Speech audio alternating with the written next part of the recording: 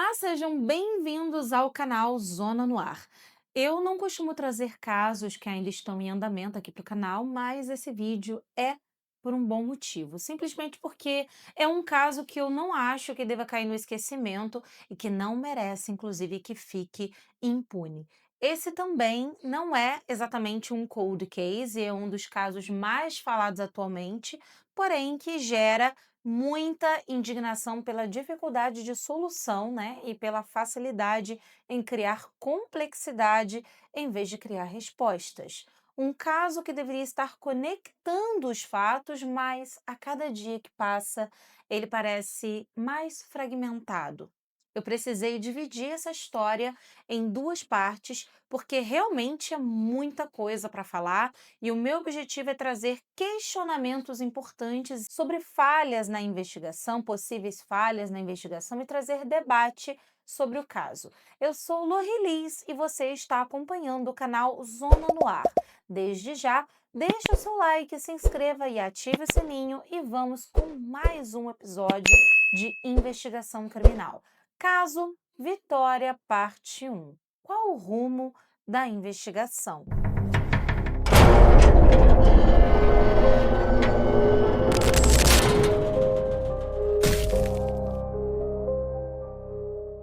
Este material reúne relatos baseados em diferentes fontes da internet, jornais e registros históricos. Aborda temas como tragédias, violência e experiências sobrenaturais, que podem ser sensíveis para algumas pessoas. Não é recomendado para menores ou quem esteja emocionalmente vulnerável. Nosso objetivo não é o sensacionalismo, mas sim preservar a memória dos fatos, incentivar a reflexão e alertar sobre os perigos reais enfrentados pela sociedade.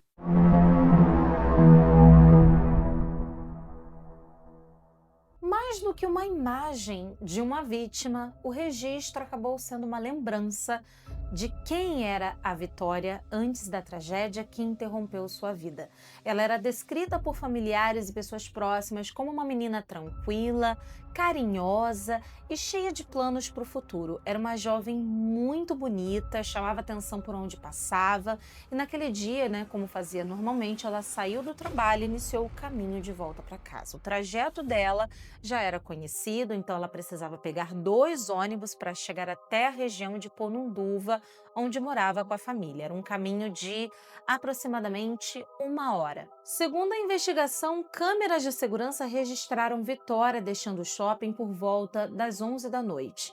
Ela aparece andando em direção ao ponto de ônibus. A imagem foi uma das primeiras peças montadas pela polícia, porque mostrava que ela saiu sozinha e iniciou o trajeto habitual. Naquele momento, nada indicava que ela sabia que estava em perigo. Ela segue até o transporte público e Vitória embarca no primeiro ônibus. De acordo com a investigação divulgada, nesse trecho ela chegou a conversar com uma amiga, né, por mensagem de texto e apresentava estar tranquila. Não havia naquele momento ali inicial uma indicação clara de que algo estava errado. Depois ela fez a troca de ônibus e é nessa segunda etapa que a situação muda. No segundo ponto de ônibus, a Vitória percebe a presença de homens estranhos e é aí que aparece uma das partes mais importantes da investigação: as mensagens trocadas com a amiga. Segundo o que foi divulgado, Vitória escreveu que estava com medo.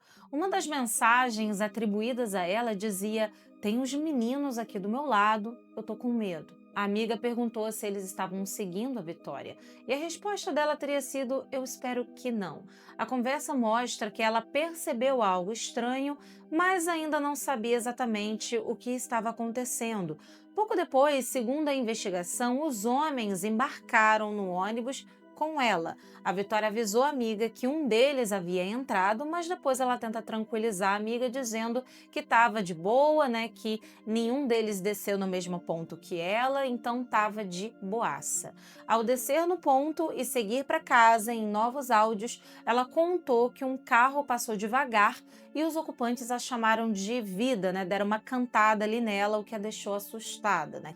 Algumas fontes informam que foram 2 ocupantes, outras citam que foram 4. Primeiro, ela disse à amiga, né, que aqueles caras tinham sumido da vista dela, mas depois percebeu que eles estavam voltando na direção dela. Esses caras seriam o tipo de suspeitos ali que a polícia iria investigar e que isso seria indispensável para descobrir e entender o que realmente havia acontecido com ela. Uma testemunha teria relatado à família que viu um carro Toyota Yaris prata com 2 homens seguindo Vitória pouco antes do seu desaparecimento. Segundo o relato, o veículo teria acompanhado a jovem lentamente por um trecho do caminho e, em determinado momento, acelerado em sua direção. E foi depois desse episódio que a Vitória não foi mais vista. Porém, esse carro, que não foi pego em nenhuma câmera, nenhuma imagem de segurança, esses homens que assediaram a Vitória continuam sendo aí uma incógnita nessa história toda. Durante o trajeto, Vitória também teria tentado contato com o ex-ficante dela, Gustavo Vinícius. Segundo a investigação divulgada, ela pediu uma carona, mas não recebeu resposta. O pai dela costumava buscá-la naquele horário, porém, naquela noite, o carro dele estava com problemas.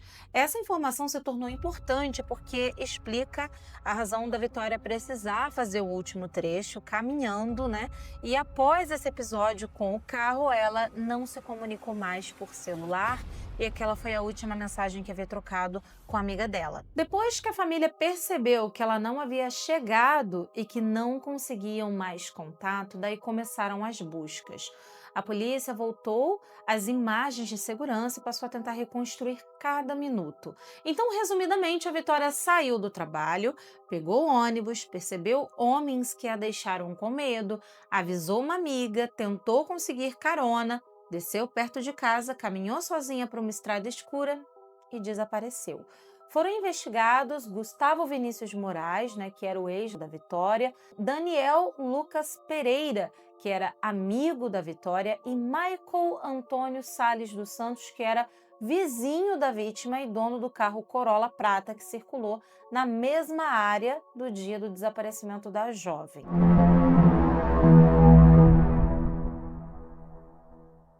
Gustavo aparece nos primeiros dias após o desaparecimento dela, principalmente porque era uma das pessoas mais próximas e porque ela teria tentado contato com ele naquela noite. Em depoimento, a polícia encontrou inconsistências porque ele disse que não tinha contato com ela há meses, além disso, se encontrava próximo ao local. Vitória teria tentado falar com o Gustavo naquela noite porque estava com medo e precisava de ajuda para voltar para casa. Com o avanço da investigação, a polícia deixou de tratá-lo como principal linha e o descartou como suspeito por falta de provas, tendo sido negado também a prisão preventiva dele pela justiça por 2 vezes. Fora que o Michael foi sendo tratado cada vez mais como o principal suspeito do caso. Nos primeiros dias da investigação, a polícia informou que um carro visto próximo ao local do desaparecimento havia sido apreendido para uma perícia, um Chevrolet Corsa branco.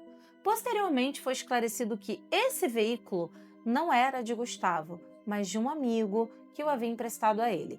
Esse proprietário também foi citado e passou a ser ali como o 7º investigado do caso. Porém, nada mais foi divulgado a respeito, o que eu acho incrivelmente estranho, certo? Também temos ali o Daniel Lucas Pereira, que aparece junto a outras pessoas do círculo social da adolescente. A polícia precisava responder perguntas básicas ali sobre o perfil da Vitória, sobre como era a rotina dela e se ela tinha conflitos com alguém. Então, ele foi ouvido e investigado ali bem na fase inicial mesmo, e que, além de amigo de Vitória Regina, ele também conhecia o Michael, Michael Antônio, e também o Gustavo Vinícius. Segundo a Polícia Civil, ele era o tipo de pessoa que poderia fazer uma ligação entre esses 2 investigados e ter mantido talvez uma amizade com ambos. Por essa razão, seu celular, veículo e seus deslocamentos passaram a ser analisados durante a investigação.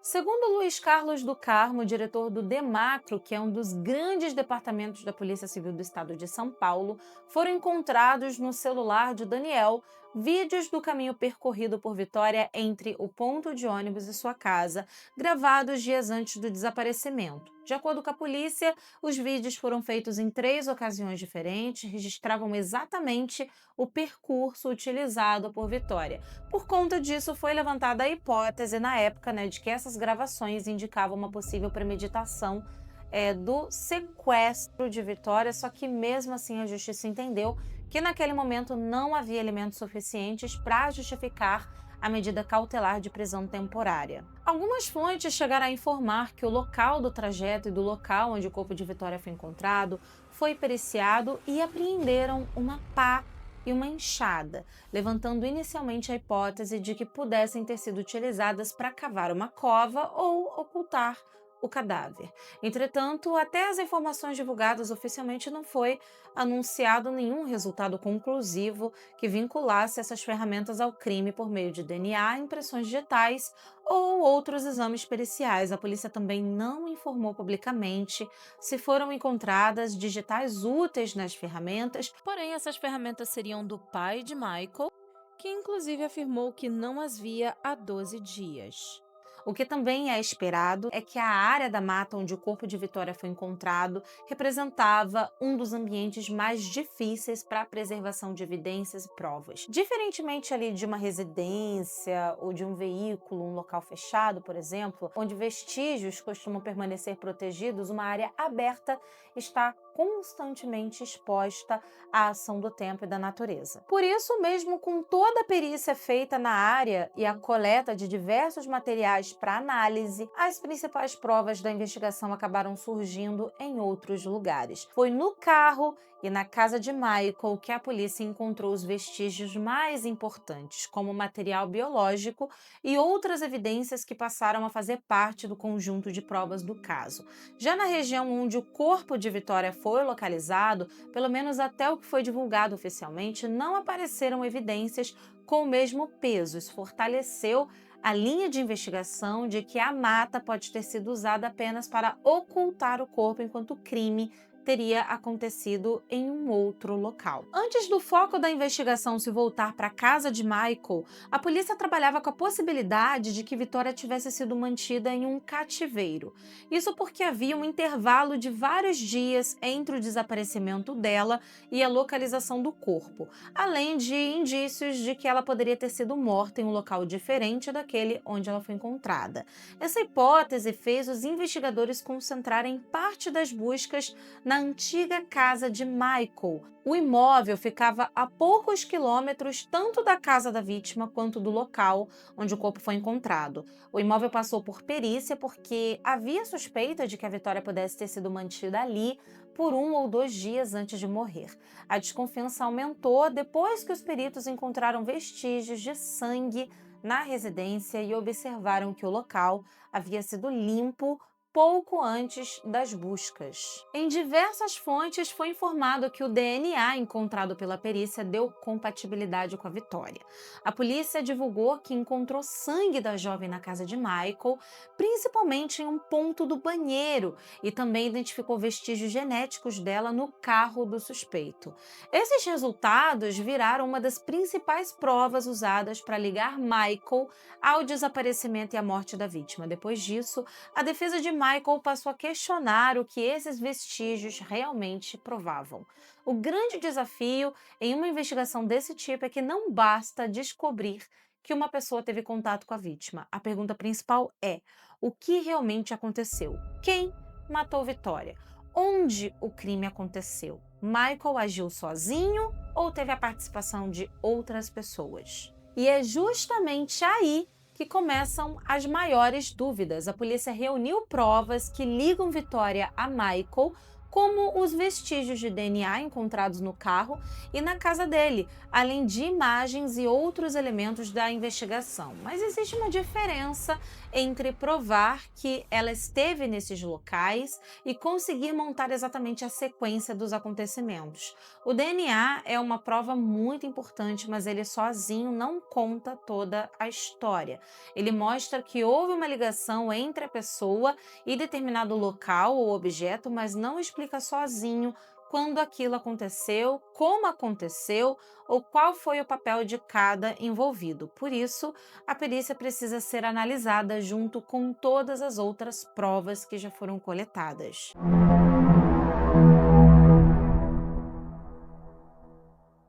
É bem nessas partes que surgem os questionamentos. A investigação ainda deixa dúvidas para muitas pessoas sobre a dinâmica completa do crime. Um detalhe que trouxe mais perguntas à investigação é que 4 dias antes do corpo de Vitória ter sido encontrado, né, o corpo de uma senhora de 65 anos foi localizado em uma cachoeira na Serra do Japi, entre Cajamar e Jundiaí. Era o corpo de Edna Oliveira Silva, uma mulher que trabalhava como cuidadora da mãe do padrasto de Michael, ou seja, possuía vínculo profissional com a família do principal suspeito, surgindo a hipótese de que ela pudesse ter sido vítima de uma queima de arquivo. A princípio, o passado criminal de Edna tem delitos como estelionato, furto e tráfico de drogas, todos cometidos quando ela era jovem. Nascida em Jundiaí, na Grande São Paulo, ela teve a primeira passagem pela polícia em 1984, mas estava longe da prisão desde 2000.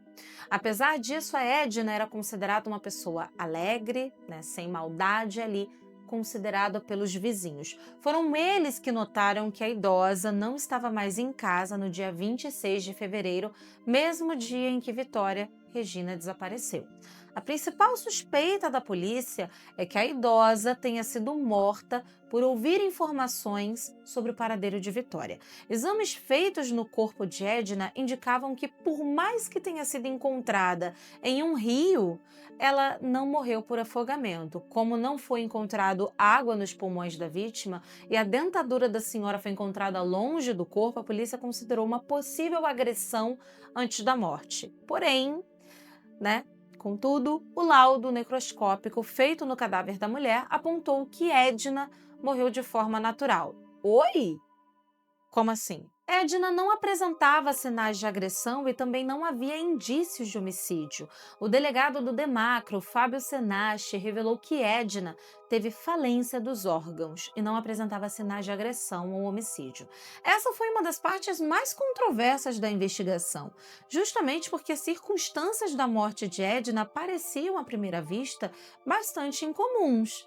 A reconstrução feita pela Polícia Civil, porém, baseou-se principalmente no laudo necroscópico e não apenas nas circunstâncias do local. Esses elementos levantaram inicialmente a hipótese de que ela pudesse ter parado voluntariamente no local antes de entrar na água. A polícia então entendeu que Edna foi sozinha até a região da cachoeira. Em algum momento retirou a dentadura e deixou seus pertences próximos à margem. Antes ou durante a entrada na água, sofreu mal súbito relacionado aí a seu estado de saúde. E ela morreu em decorrência desse evento aí natural e não de uma agressão. A polícia não detalhou publicamente qual doença específica teria provocado a falência de órgãos, nem sequer afirmou categoricamente que ela morreu dentro da água, deixando aí mais perguntas para todos nós. Uma amiga de Edna chegou a afirmar em entrevista que ela estava passando por um momento difícil. Inclusive, houve um episódio em que ela dizia que tinha alguém na casa dela e quando ela pedia que conferissem, não havia ninguém. Estaria Edna vendo coisas ou realmente ela estava sendo perseguida por alguém? Depoimentos de familiares, amigos ou colegas de trabalho nunca foram divulgados integralmente. Também não foi tornado público um relatório detalhando ali a rotina ou os motivos pelos quais ela estava na Serra do Japi naquele dia e se era comum que ela fosse sozinha para aquele local. Ninguém realmente sabe se ela foi sozinha, se havia combinado com alguém, se era costume dela passar por ali e se ela foi ali só por lazer. Também não foram divulgadas informações detalhadas sobre registros de câmeras de segurança, geolocalização do celular dela, última pessoa que a viu com vida, horário exato em que chegou à cachoeira, se foi de carro, transporte público ou acompanhado, ou seja, onde estão essas informações? É possível que esses elementos tenham sido analisados internamente, mas eles não constam nas informações públicas disponibilizadas pela Polícia Civil, o que aumenta a dúvida ali que já paira sobre esse caso.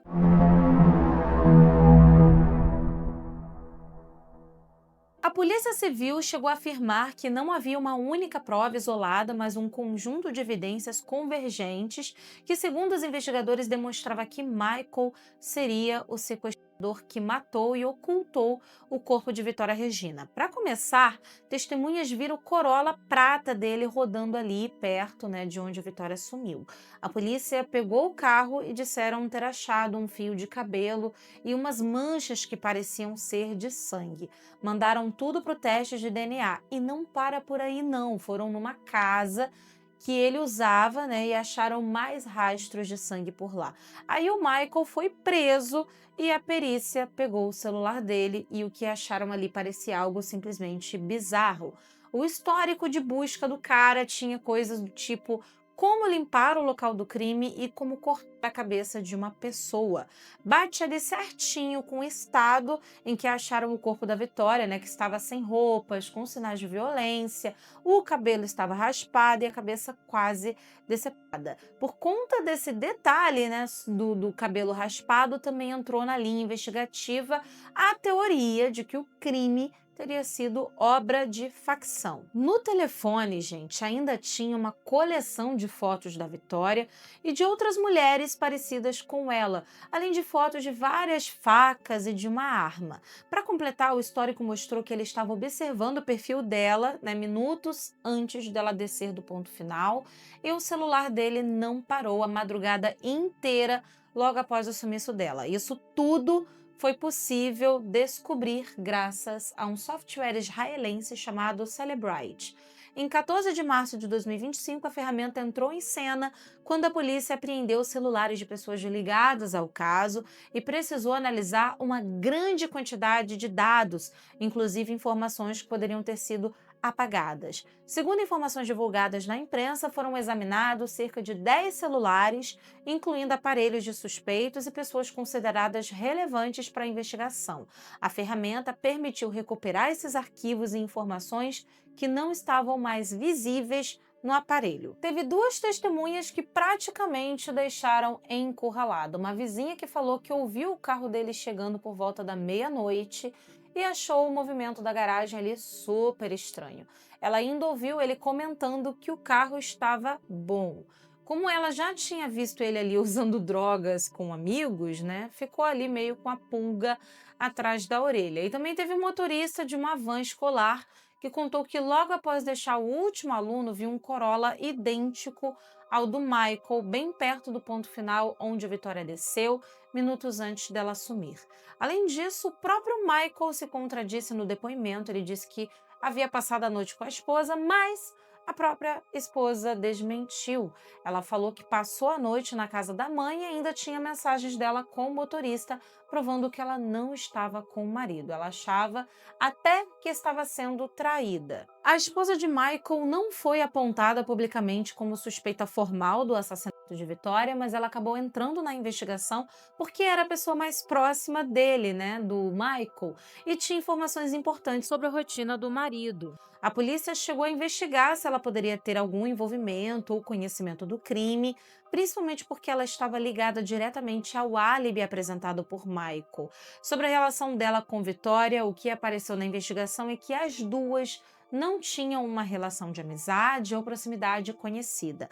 O vínculo entre eles veio principalmente por causa de Michael. Um ponto que ainda gera discussão é justamente se ela pensava que o marido já tinha interesse em Vitória e que por isso seria talvez uma motivação para se vingar da jovem. Porém, isso permaneceu apenas aí no campo das hipóteses, sem comprovação alguma. No dia 10 de março de 2025, a Polícia Civil resolveu colocar o pai de Vitória Regina, Carlos Alberto Souza, como um suspeito.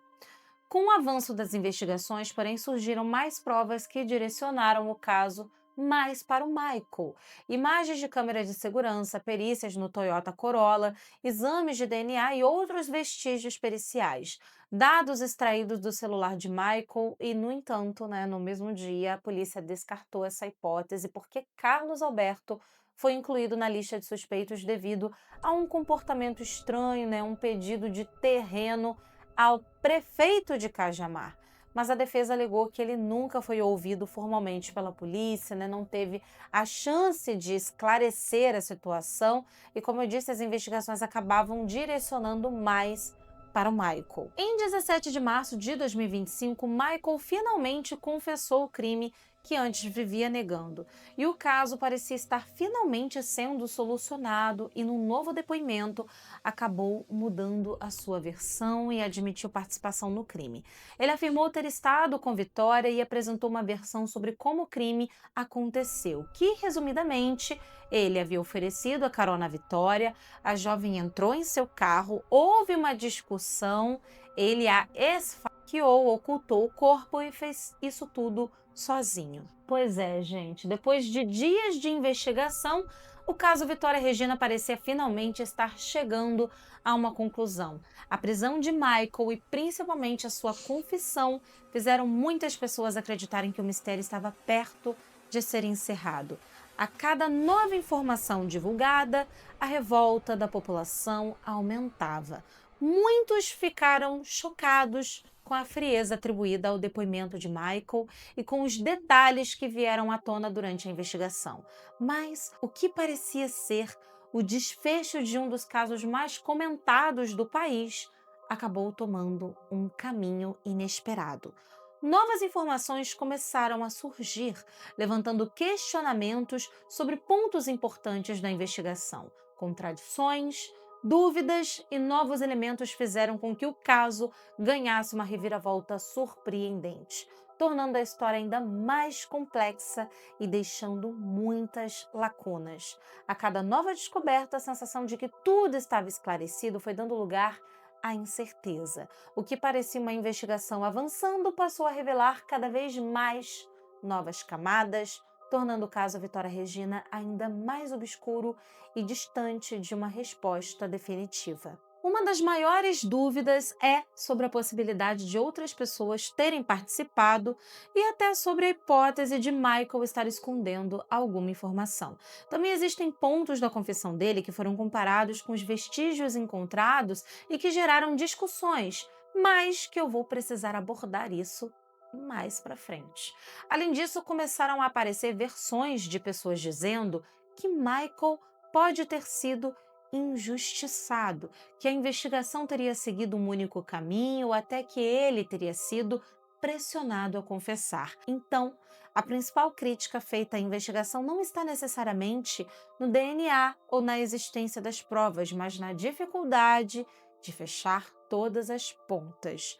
Ainda ficam perguntas sobre como exatamente Vitória chegou até aqueles locais, como aconteceu a morte, né, se havia mais alguém envolvido e se a versão apresentada pela polícia explica todos os vestígios encontrados. Já deixa aí no comentário o que você acha disso tudo, o que estaria obscurecendo esse caso. Eu, inclusive, cheguei a ler alguns comentários de pessoas dizendo que provavelmente tinha gente grande envolvida nesse caso e comprometendo toda a investigação de forma proposital. No fim, uma investigação pode ter provas verdadeiras e ainda assim deixar perguntas sem respostas, né?